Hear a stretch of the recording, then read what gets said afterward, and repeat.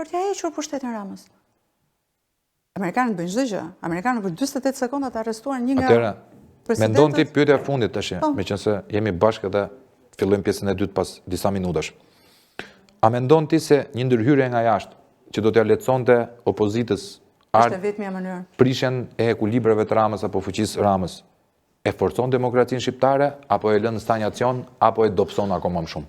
Unë nuk mendoj që amerikanët edhe faktorin ndërkombëtar ndërhyjnë në këtë pikë ku ka mbërritur politika shqiptare, niveli korrupsionit. Unë mendoj që do të sjellë një lloj demokracie, do të sjellë një lloj frymarrje, një lloj çlirimi.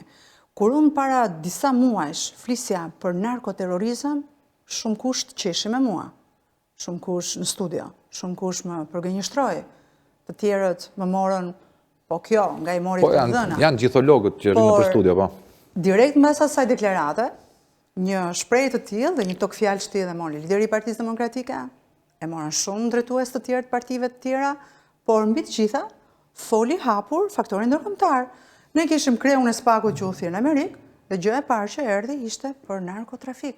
Dhe nëse ne vërtet jemi një vend ku lulëzon narkotrafiku, se ne e dim shumë mirë me shpendje me çfarë ndërtohen pallatet.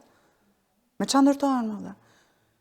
Ne kemi sot biznese të cilët tregtojnë një produkt dhe ai produkti nuk e gjen në treg.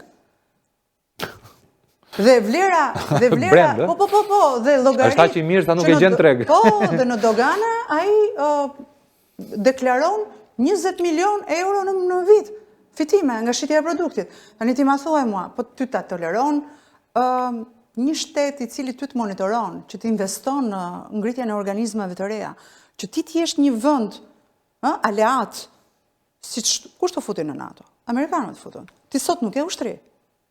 S'kemi? Jo, nuk e ushtri. Nuk kemi ushtri? Jo, nuk e ushtri. Çuditshme unë. Unë kam miq që punojnë në ministri. Unë mendoja që ne kishim. Unë kam njerëz burime që janë kuadro prej vitesh në Ministrinë e Mbrojtjes, nuk kanë veshje, nuk kanë puc, nuk kanë kushte logjistike. Ti nuk e ushtri dhe NATO këtë e di që ti nuk e ke. Por gjithsesi të futi sepse ka interesat e veta për të qenë aty. Dhe nëse kjo nuk ndodh, atëherë nuk do të quhet më. Ti flisja, unë po mendoja vetëm diçka. Të gjithë mund t'i zëvendësojmë, edhe këtë të gjatin, e zëvendësojmë me qeveri teknike. Po diellës çfarë t'i bëjmë? Si ta zëvendësojmë diellën? Ftojmë të gjithë njerëzit që po na ndjekin në YouTube. Na ktheni një përgjigje. Kë mendoni juve të dashur miq? Se mund ta zëvendësojmë diellën që t'japim na neve suportin ton për të madhin. Ju presim në pjesën e dytë për pak gjeopolitikë.